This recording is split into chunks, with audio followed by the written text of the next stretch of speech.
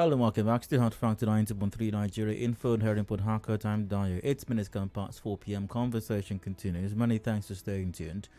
And from now till about 5, we'll continue with the ongoing series, which started, I think it was Monday last week, 2021 in retrospect. And it mentioned that I'll be having notable persons with me in the studio as we review the year 2021. How have Nigerians fared in the year 2021, and how has Nigeria as a nation fared as well? There are general perspectives to this, but with each guest in the studio will be, also taking a look at specific aspects of the year as well. And if you've listened throughout, especially since last week till now, you may have observed these specifics and the conversation in general as well. Well, we're continuing with that. I did say we'll continue till the end of the year.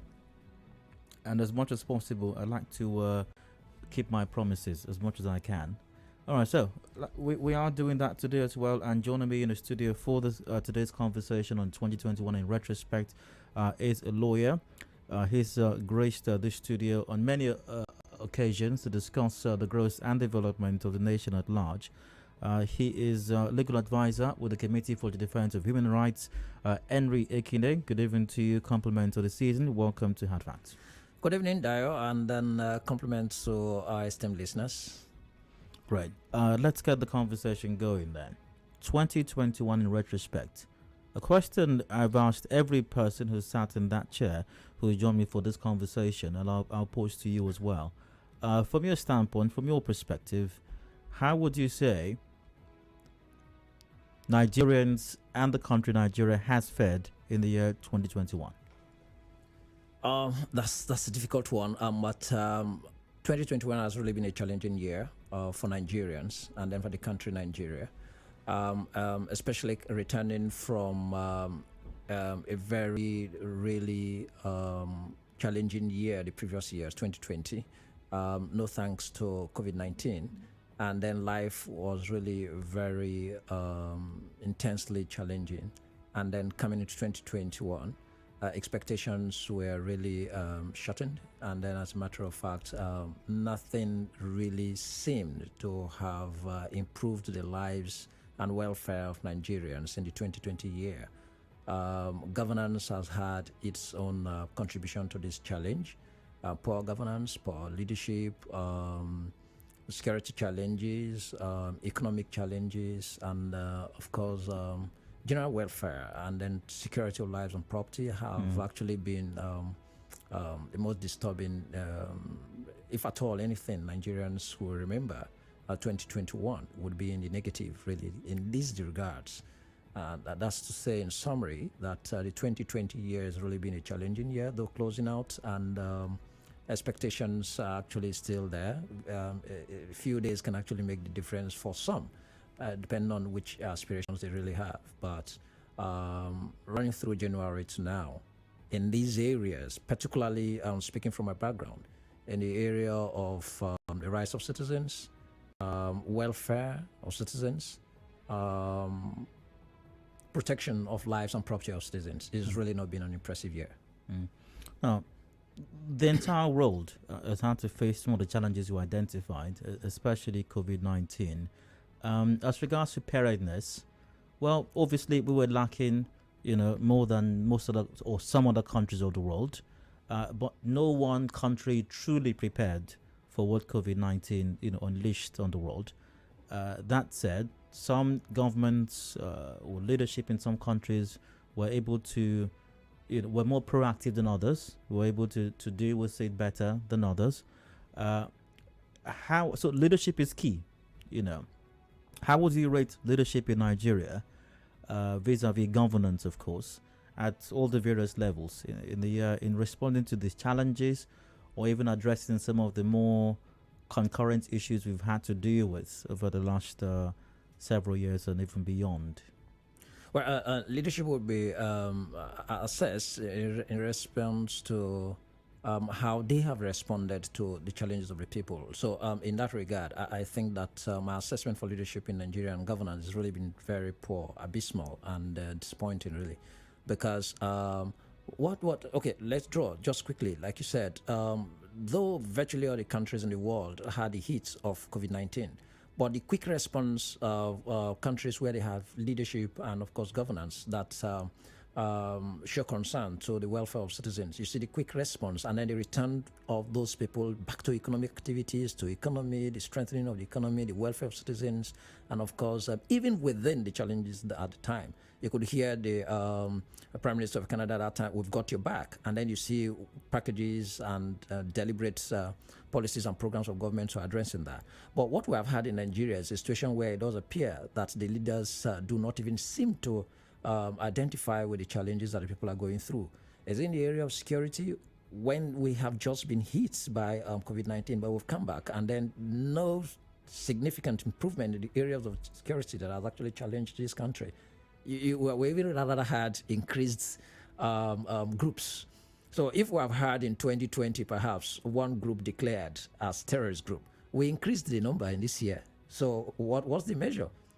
And then that shouldn't have been if we had a responsive and responsible government, because their primary responsibility under Section 14 of the Constitution is indeed security, and then the welfare of citizens, protection of lives and property.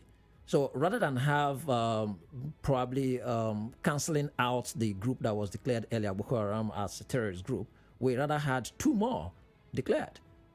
So how would one measure government? You go economy. The economy is rather going down, and then people not securing jobs, let alone those who are even losing jobs. And that's how you measure economy, and that's how you also measure the level of governance and the quality of governance and government. How many persons are actually even securing employment, not how many are losing employment. And then what's your exchange rate? How are people surviving, and the survival level? What's life expectancy really? The other day I was just reflecting and looking at countries that were listed, life expectancy, and then you find out that even countries within the West African sub-region, in Africa here, have higher life expectancy than Nigeria. So healthcare, education at the national level, at the state levels, and then of course at the local government levels. I mean the respective local governments and the respective states, and then at the national level, there hasn't been any significant improvement in any regard. All of the challenges of citizens, and I would not stop by not making reference to the human rights angle. What has improved in terms of the human rights perception in this country, or in reality, not even the perception? What about the lives of Nigerians? I mean, the right of Nigerians to life, their right to property, their right to housing, their right to education, their right to freedom of expression and association.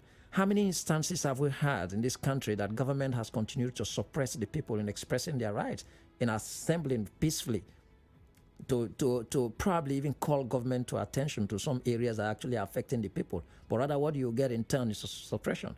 What about the security agencies? How have they related with the people? Has there really been any significant improvement in terms of the civil relationship that is expected between them and the people? Not really. So where's government then? Government has failed in its responsibility. Government has failed in both the positive and the negative rights of citizens. So all of the areas, whether the first, the second, the third generation of rights, where other countries are advancing beyond even human rights and getting into environmental and animal rights and all that, we're still here confronted with fundamental rights of citizens. It's disturbing. Speaking of citizens, because the job of nation building, as much as government or leadership in government especially has humongous roles to play, citizens, it's not an exclusive job. It's not the exclusive domain of people in government or even appointees or PEMSECs or DGs to simply fix a nation. Citizens have a humongous responsibility as well. Have Nigerians, have we as a people, have we awoken to that responsibility? How well did we fare in also demanding accountability of government, in spite of acts of repression and all of that? How well did we resist these attempts at repressing as well, and standing and demanding and insisting on our rights, and at least pressuring government to do the right thing? How did we perform this year? I respond to this in two areas. One is the obligation of citizens to the states or to society. How much have we conducted ourselves in ways that would have directly reduced these challenges that we've actually even had? How much have we contributed negatively? Failure of our obligation, really. Primary obligation of citizens is to be law-abiding, obey the laws, meaning that if we have a heightened situation of insecurity, crime, criminality, abductions, kidnappings, and of course killings and missing persons here and there, not by state actors, then it means that we have failed in our own obligation as citizens of upholding the laws, obeying the laws, and ensuring that the other person should have some level of safety and security, just as you would desire. Because the kidnappings are actually done by citizens themselves. So if you were to obey the laws and keep the laws that refrain, that prohibit kidnapping, then of course you wouldn't have the heightened rates of kidnapping, missing persons, probably even the extrajudicial killings or the deaths as a result from kidnapping. That's on the one hand. Then on the other hand, whether Nigerians have actually been this responsive in terms of demanding for the rights and, of course, insisting, checking on the government and leadership to ensure that they respond to the challenges that confront Nigerians, I would say there has been an improvement. But by far observance, I have come to realize that we have become more responsive than we probably have been in the previous years, maybe some 2-3 years comparatively. You could find that Nigerians are more vocal and more like they speak up, speak out, and then react to issues that confront not just themselves as individuals, but of course other citizens in society. Practically here, you could see a situation where you no longer have the situation where it could take you a long time to probably hear about suppression of citizens by probably government agencies or acts of government, state actors. But you see them reported instantly. Nigerians will never just dare hear that there is some level of or some kind of oppression going on anywhere, and they will not immediately pick up their phones and probably recording. Yes, somehow we would probably even admonish them. Why are you recording instead of responding to trying to rescue someone? But then you're recording too. But the purpose of that recording is to disseminate that, to draw attention to people who probably could take one action or the other. That look at what is happening here. So it means that we are probably becoming more active than as docile as we used to be, and as probably maybe feeling less concerned and indifferent as we used to be. That's one. Another is Nigerians are actually really beginning to understand the issues we've been canvassing, probably struggling in the years past to make Nigerians understand, because we've believed in reducing rights abuses. It begins with human rights education and enlightenment. So if it begins to show that Nigerians are increasing in their numbers in receiving this human rights education and demonstrating that indeed that they've come to understand that these are their rights, and then demanding from government what they deserve, then I think we are making some progressive step. And again, the media and all the other platforms that are available for disseminating this yes, these demands and call for the responsibility and accountability of public office holders. It's also another area that I think there has been improvement.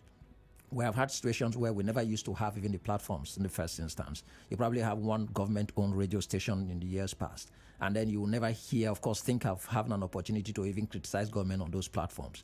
And now you could imagine the number of phone calls that come on every day on all the platforms you have, even in this town. I imagine how many numbers of how many radio stations that we have in this town, and each time you tune on to a radio station, you hear Nigerians contributing with their little money, perhaps data, talk time on their phones, and they are making contributions. They are participating in influencing or perhaps creating a pattern of how they are governed and how decisions are made. Sometimes you may think they are not probably being heard, and then these political office holders are not being influenced one way or the other about what citizens are saying. But I think there's a reflection that in some measure there's some kind of influence on those. But we need to do more. We need to continue to agitate them more, especially coming 2022. The rates of involvement in civil society participation and human rights organizations should increase by Nigerians. A whole lot of Nigerians probably even still are indifferent, thinking of what concerns me. What's my business about what? But it concerns you, because if it doesn't directly affect you, it affects someone around you. If it doesn't directly affect someone around you, then it deprives you of what you are deserved, what you really deserve, rather. It deprives you of something that will probably define your essence, but you do not know. So those who are taking time to go on the platforms and continue to educate you or create the awareness that these are the things that are happening that probably get you in the position that you are, that you don't have a decent house because someone is probably converting all the money that belongs to state that should have provided mass housing for you, but he's probably using it to amass wealth for himself. That you don't have good education because the man or whoever is in position does not care about quality, free, affordable, accessible education because his children are elsewhere. But that if you continue to demand for these, okay, yes, if you want to have your children anywhere to study, but please put up the public schools for us. According to the laws, allow our children to access these public schools without paying any money. Mandatory, universal, basic education. That I don't have to look for 17,000 naira for a child to enroll into a government school. I don't have to take my child to a government school and he will have to sit on the bare floor and then probably have a backache at this small age of probably less than 10 or less than 8. You have to demand for it, because if you don't demand, these marauders that continue to steal our money in the name of occupying public offices would not on their own provide those welfare services for you. You talk about demanding it. For you to demand something, you first must know what it is. Excellent. And then you must know that you are deserving of it. It's a right, as the case may be. And the failure of agent of state in this case to implement it is a failure of their position, or failure of the exercise of their power or authority. And you must also know that you also have some powers to ask questions and say, no, you've done the wrong thing. So, but I get the feeling sometimes, or even many times, that a lot of Nigerians, maybe even most, maybe not, but a lot at least, first off, don't even know what this means, the whole concept of human rights and how it affects them, and how one can even assess governance based on that. You have you observe what happens in other climes, and you have citizens even confronting agents of state, even security agents, and say it's common to hear comments such as, "I know my rights. You can't do this." I mean, I don't know how many Nigerians even know what those rights are, let alone express similar, use similar expressions or words. So what exactly are they, these human rights that we talk about? And can government really be assessed based on its implementation or not? But before you respond to that, we'll go for a commercial break right now. We'll return 2021 in retrospect with my guest. Ekine continues in a moment. Please stay with us.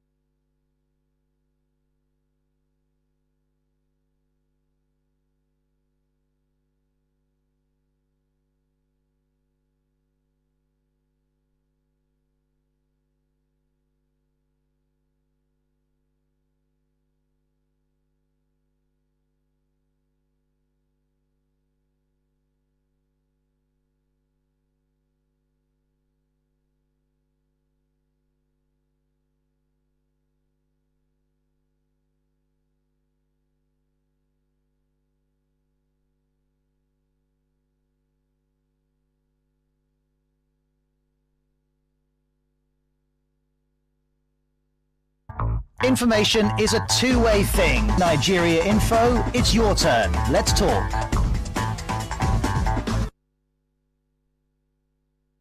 And now, Hard Facts. Hard Facts with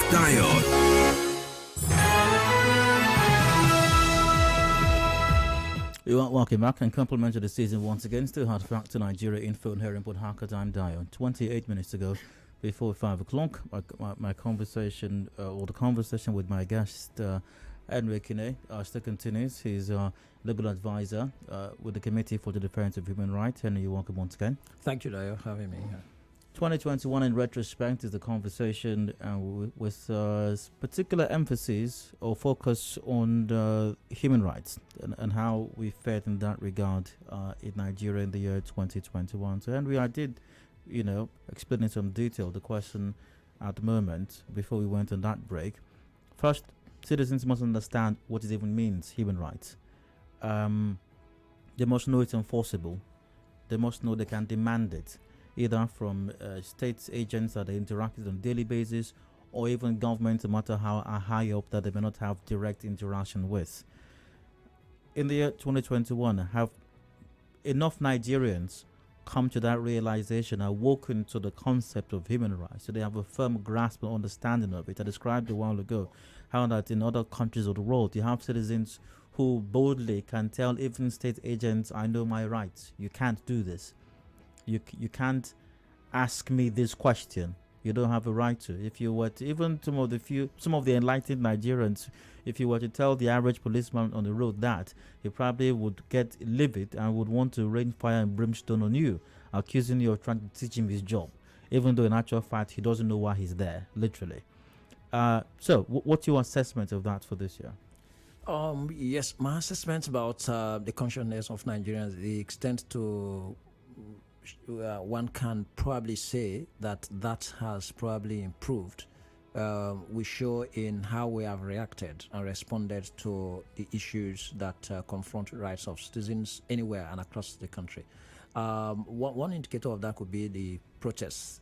There is the increasing number of protests by Nigerians. That is demanding that certain things be done right, and of course also resisting some excesses of individuals or state agents, state actors that are challenging, violating the rights of citizens. So that is an indication that the people have become more conscious, have come to understand that those things they are responding or reacting against are actually their entitlements and then their rights. For instance, if the state, by any proclamation, maybe the police says, oh, you don't go out and assemble in reaction or in response to this policy of government or this action of government or that other action of government. And the people insist and say, it is our right to peacefully assemble. That's one of the rights.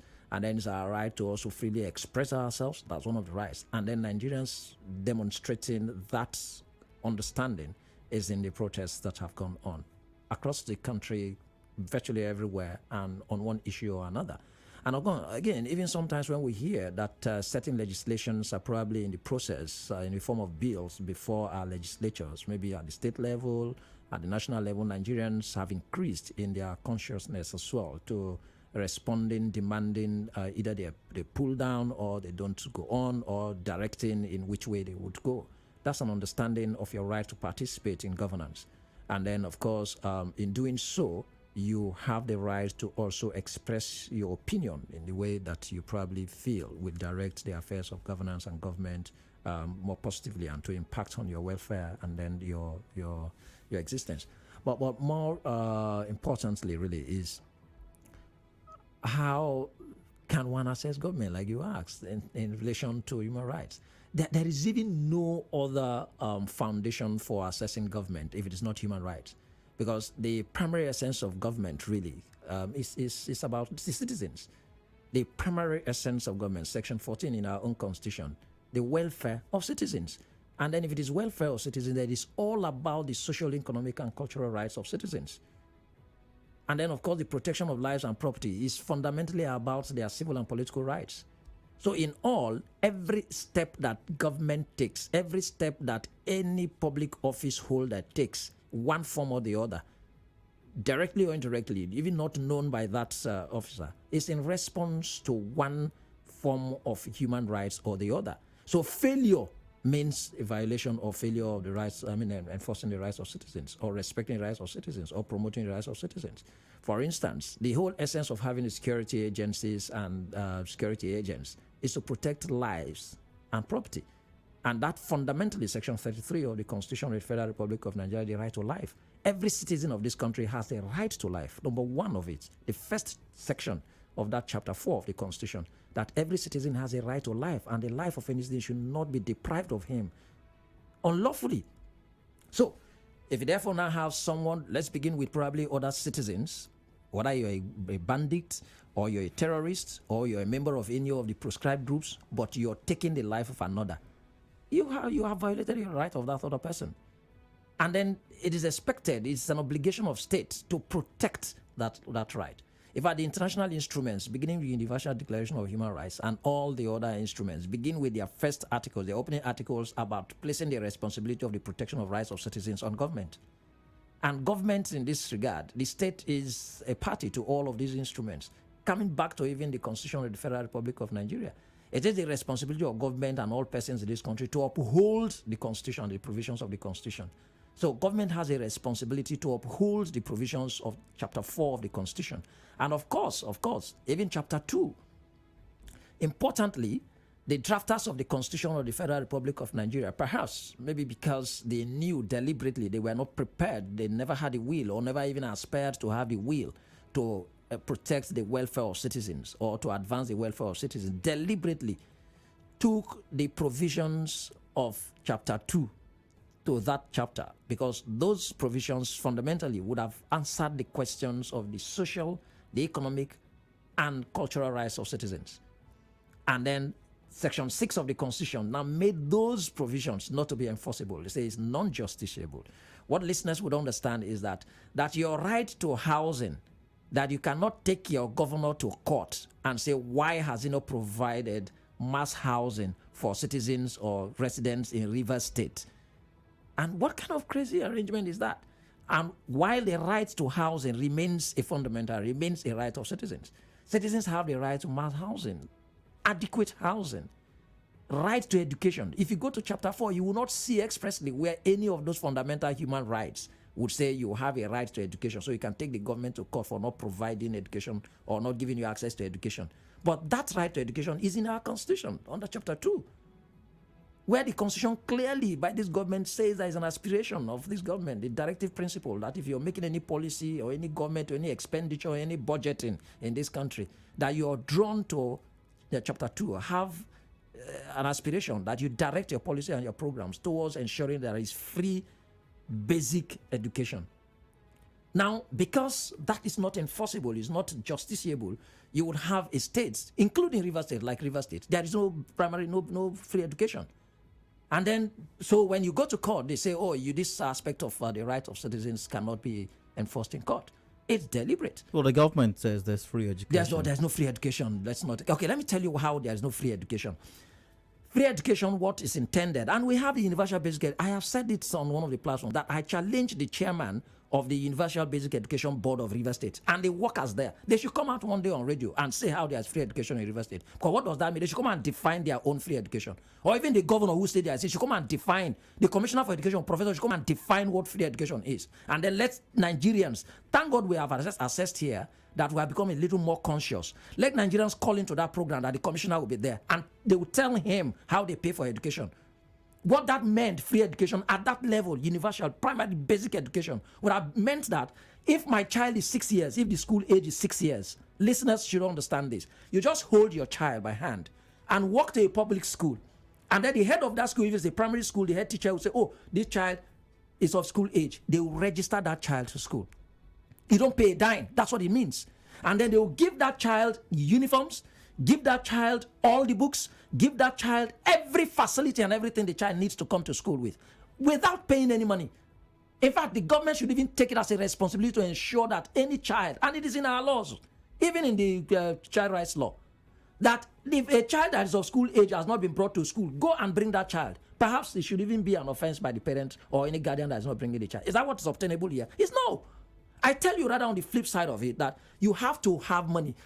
Ladies call me every day with all modesty because of our organization. I have 4 children and they are not going to school. I ask this question, Madam, where are you living in Port Harcourt? I'm around Elelengo. I am around Rumukrushi. Isn't there a public school around where you are? And I know there are public schools around, even if they are dilapidated, even if they don't have infrastructure or facilities.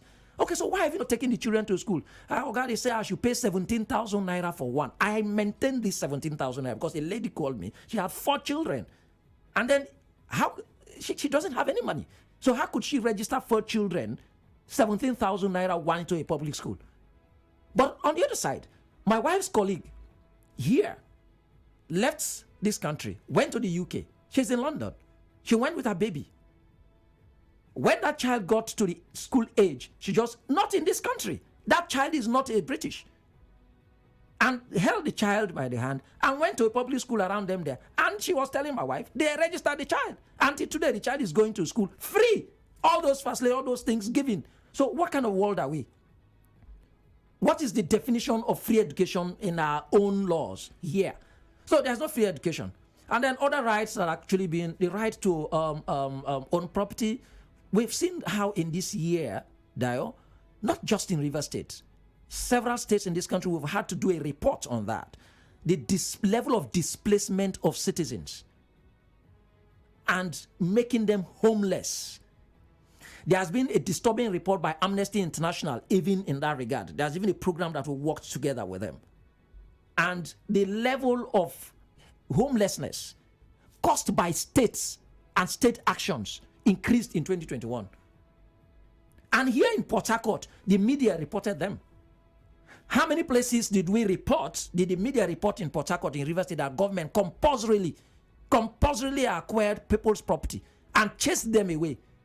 Do you know what they were required to do in the first instance? 1, you give adequate notice. 2, you must have an order of court to probably get that done. And then 3, did you provide alternative accommodation for them? None of these places. Whether it is at Slaughter or whether it is at the one, what's called Mpogo, or all the others. Did they provide alternative accommodation for them? For whatever justification you want to give. What happened to the children that were there? They became homeless. They were unable to go to school. So the violation of the rights of citizens to own property was rampant across the country in 2021. It continued. The violation, in fact, the forceful acquisition of citizens' property without compensation is rampant. It's everywhere. And denying citizens to, these are the rights, because you have the right to own property. You have the right against forceful eviction. You have the right against forceful acquisition, that they will not compensate you. The law requires that if for any reason the government has to even acquire a property, to take somebody's property, land, for public interest, and you announce that public interest, okay, we want to build a school here, like the one at Ahoda. They say the Rivers State University is going to have a campus at Ahoda, and then you want to acquire some people's property because it wasn't a virgin land. Even if it's a virgin land, probably owned by some person. But we have reports of some persons that have come to us. They have their property, they are compulsorily acquired by government. And up to today, they've not compensated them. Now, you talk about how government can and should be assessed based on these rights and the enforcement or not of these rights, and everything is tied to that. If you were to do an assessment as well, some other sort of assessment of government in Nigeria across the different tiers across the country, federal, state, and what I perceive is a non-existent local government in the country, you will find that a lot more has been. I think it's been happening year on year now. A lot more has been allocated by government. A lot more is being budgeted by government, even in terms of figures. That is, even in terms of activities as well. AKA vis-a-vis projects, you have a lot more of these ongoing. But that's still dividends of democracy. That's the political that's one way to put it as well. Exactly. A lot more of these activities are seen to be going on. We have a lot more reports of flagging off ceremonies, of groundbreaking ceremonies, of commissioning events as well. And it's not just all on paper, by the way. or PowerPoint presentations. You actually see these things, these activities ongoing. As dilapidated as some of our schools are, we do have these schools. Some of them are being remodeled, few and far between maybe, but some work's being done. So maybe it can be argued, especially from a government perspective, that government is doing something in a bid to fulfill and enforce these rights. We are building roads. We are building bridges. We are working on some schools. We do something in healthcare. Nowhere in the world, even the most advanced societies, do they have everything that they need, everything that they want for that matter, because elementary economics teaches us that resources are scarce relative to human wants, and that's even with the richest countries of the world. So no government can do everything that the people even need. So what would be the yardstick then for drawing these conclusions or making these assessments? Because once again, government truly cannot meet all the aspirations of people. Reviewing the 2021 year, and then with respect to these issues you've also even identified and raised that would have directly impacted on the lives, on the welfare of citizens, then one would be worried to say indeed whether they actually even fared anywhere on the average. They didn't. Let's take them one after another. I'm not talking about brick and mortar. That's not development. And that's not impacting the lives of citizens, in their welfare, even in their rights. Let me say, for instance, if you like, you connect all the streets and roads in Port Harcourt with bridges. Which of the rights of citizens has that actually directly impacted or even improved? Yeah, with the rights to movement. No, that's not right to movement. You don't need a bridge to move. You don't need a bridge to move. And what the right of movement meant is that you already have an inalienable, inviolable right to move, but I should not be denied, it should not be deprived of you. Meaning that it is not about bridges that right was declared inviolable or inalienable. And you asked earlier, even for listeners to understand what rights, these are entitlements that are inured to you, are valuable to you by reason of being a human being, not by a government giving you. So a government cannot give me right to movement. I already have the innate right to move because I have my ability to move. It is rather an obligation of government not to deprive me of that right. So it is not by building bridges and flyovers that gives me a right to movement. Now, the fundamental indicators of development have actually even been made easy for government in Africa to understand. When state parties to the United Nations actually converged, at some point it was initially the Millennium Development Goal in the Millennium Decade until 2015. And we didn't achieve any of those indicators and targets. And then again, the Sustainable Development Goals give us an idea of what even governance should be.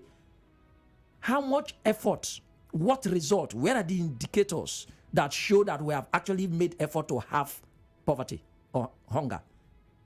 Those are the indicators to development. What have we done? How will building bridges really reduce hunger and poverty? Somebody would tell me, oh, it created employment for who? What kind of employment? So, but let's get to the, healthcare. I don't want to be too particular about River State because that's where we are anyway. Even if I do that, that will not be a fault. Which institutions, which healthcare? I heard the other day that we have zonal health general hospitals and all of that. And I was coming from Ataba in Andoni. And I pointed at the Bori Hospital. That's supposed to be one of the zonal whatsoever called. And this 6 years after. What's the state of that hospital that was just proposed and probably an aspiration and announced on radio? We're doing zonal hospitals. Who has got there to actually get good health care? And isn't it also just about the buildings?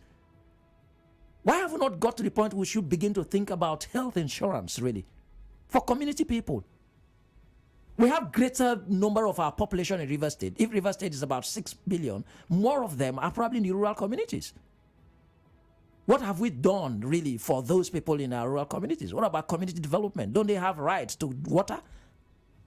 Even in the town we are here, do we have water? But we have rights to clean environments. Do we have clean? I don't even want to make reference to the ravaging suits that is here. These are the issues of development. These are critical issues of governance. It's not contract awarding contract to a contracting firm and supervising. That's not governance. And that's all our governments do, even at the national level. And that's so seamless and very easy to do. You sit there, okay, because you have the authority of state. Then contractors come to your table, you negotiate the contract prices and sign a contract agreement. Go and execute this project. Then all you do as probably a governor or a president or a minister is to go and supervise the contracting firm that is doing their job. Of course, they are investors, they are doing business. Then at the end of the day, when the job is done, you go and flag it off and do one funfair. Then you say you have done governance. No, you have a whole lot to do. Yes, I agree that resources may be scarce, but how do you also direct resources? Do you direct resources to address the priority areas of welfare of citizens and to address the right of citizens? If citizens are hungry and then there is high level of poverty and of course high level of hunger, and then you convert or probably do all bridges and connect roads and all that, and you spend over 70 billion of the people's money on that, where is food?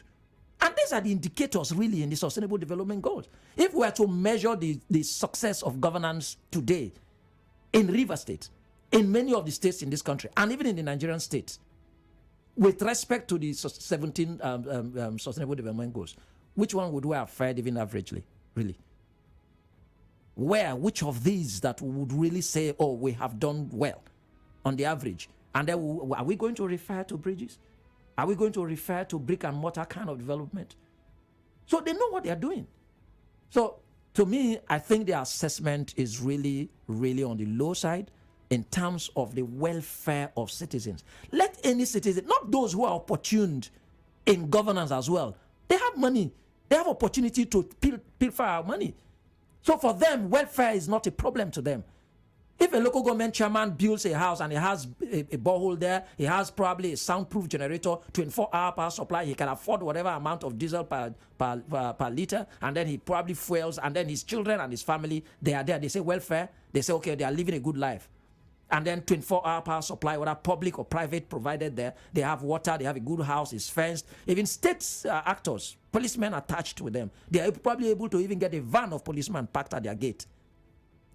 You are not the standard. You are not going to use you to measure whether that government is doing well. We're not going to use the governor who has everything around him to measure whether the government of Rivers State is doing well. We're not going to use the commissioners. We're going to use the man in my village, the man in your village, the man in Krakrama, the man in Andoni, the man at Ataba, the people in the community. How are they faring? What aspect of their welfare have you addressed? What aspect of their rights have you addressed? A lot of them are homeless even in the communities. Are they not entitled to part of the money that the Rivers State gets in terms of internally generated revenue and even the one that comes from FAC? They are entitled to. And you'll be doing wrong if you even think that their problem is about doing a road to the communities. Have you consulted them? Have they eaten? How do they address health challenges? If a woman in my village today is pregnant and is due for delivery, how do they manage that situation? Does the government know? Is there a health center anywhere kilometers close to my community or several other communities? So much to talk about, I'm sure, Henry. I mean, I think another hour might not even exhaust the talking point as far as this matter is concerned. But a lot has been raised already, and I do believe adequately attended to you by yourself. But we must draw the cards on the conversation right now. Thanks for being a part of it, especially thanks to my guests for joining in the ongoing series 2021 in retrospect. Henry Ekine is a lawyer, legal advisor with the Committee for the Defense of Human Rights. Henry, many thanks for your time always.